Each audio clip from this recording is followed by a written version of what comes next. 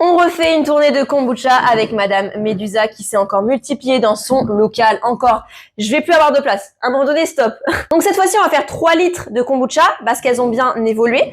Donc là, j'ai mis 250 grammes de sucre de canne. J'ai mis 3 cuillères doseurs de thé vert, 3 cuillères doseurs de thé noir parce que j'aime bien mélanger les deux.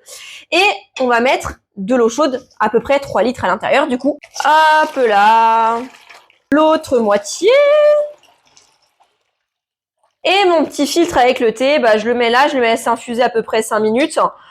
Et de là, je vais laisser refroidir parce qu'il faut surtout pas brûler les pauvres Madame Medusa qui n'ont rien demandé. Bon, ça a bien refroidi. Je vais mélanger un petit peu pour que le sucre soit bien mélangé au thé. Je prends ma jarre et je vais commencer à la louche et on va éviter de faire des bêtises aujourd'hui. C'est vraiment pas le moment.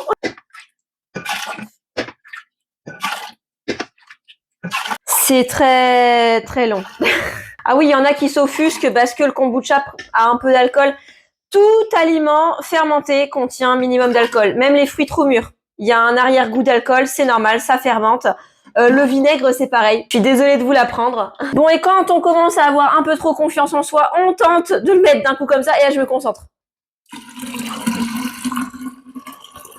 Franchement, ça va, on n'a pas énormément de catastrophes contrairement à d'habitude. Maintenant, on prend le local des Madame Medusa, on se lave les mains. C'est très important d'avoir les mains propres avant de les manipuler.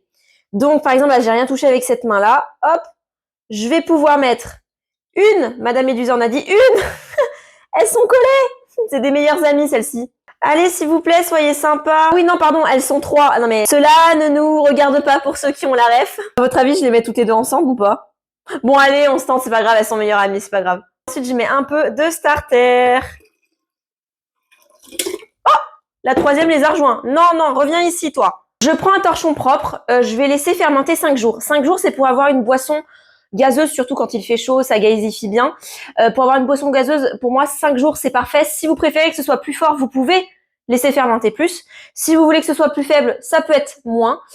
Et si vous voulez vous faire du vinaigre de kombucha et laisser fermenter une bonne dizaine de jours, c'est également possible. Vous pouvez faire votre propre vinaigre avec du kombucha. Plus vous laissez fermenter, plus les bienfaits du kombucha seront concentrés. Sachez-le. En tout cas, la fermentation, c'est vraiment au goût de chacun. Personnellement, 5 jours, c'est vraiment parfait pour moi.